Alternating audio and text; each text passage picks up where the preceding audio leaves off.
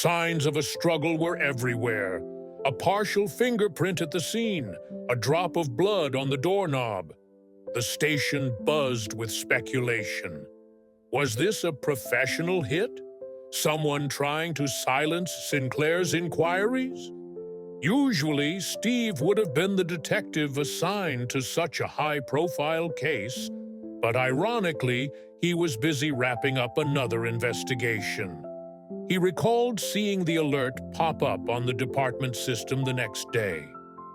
A message arrived shortly after. There was probable cause pointing to a suspect named Steve Callahan. At first, he thought it was a database error. Computers glitched all the time. But the more he tried to correct it, the more he realized something deeper was happening. Captain Regina Mills summoned him to her office. She looked pained, hands folded tightly on her desk. "Steve," she began, "there's evidence tying you to Sinclair's murder." He laughed nervously, half expecting her to grin and say it was a joke. But no grin came. Her expression remained grim. "Evidence?" he asked, keeping his tone polite despite the rising panic. "I've never set foot in Sinclair's place. This is insane."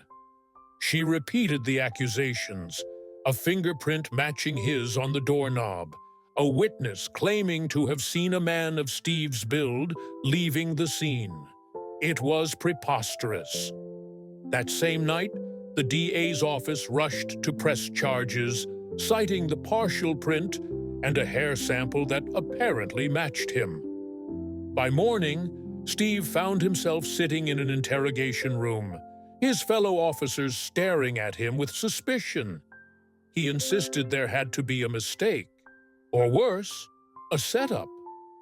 Captain Mills shook her head, visibly troubled.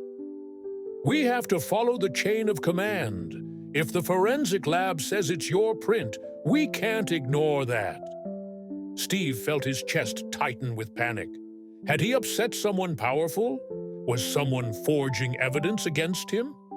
He demanded the right to investigate his own case, but policy forbade it. The cuffs clicked around his wrists, an avalanche of horror burying him as uniformed colleagues led him away like a criminal. In that surreal blur, he glimpsed Lisa's face. She had rushed to the station, tears streaming down her cheeks, calling out, "Dad, what's happening?" He tried to comfort her, arms restricted by cuffs, his heart twisting painfully. "We'll figure this out, sweetie, I promise." As the officers pulled him off, that was the last normal moment he would have. Within days, the trial soared into motion. The prosecution boasted their slam-dunk case, a policeman turned killer. Evidence was paraded in front of a wide-eyed jury.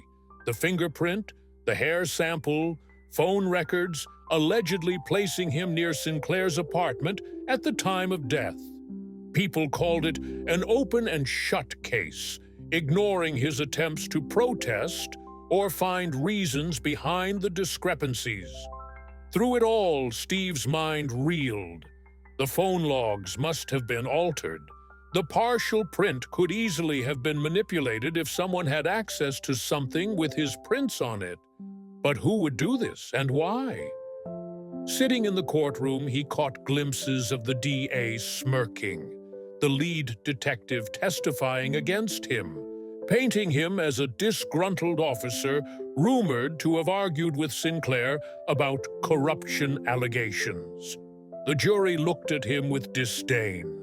He wanted to stand up, shout that this was a travesty. His defense attorney, a public defender juggling a million other cases, struggled to keep up with the barrage of evidence.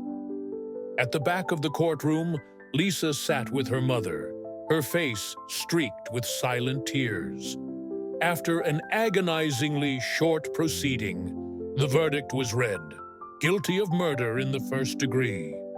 The judge didn't hesitate, slamming down the gavel and sentencing him to life imprisonment with no parole for 25 years. Gasps echoed through the room. Steve felt numb. As they led him away, his thoughts raced.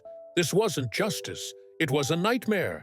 And somewhere deep inside, a flicker of determination ignited. He wouldn't let this lie stand. Somehow, some way, he would uncover the truth and reclaim his freedom. Not just for himself, but for Lisa.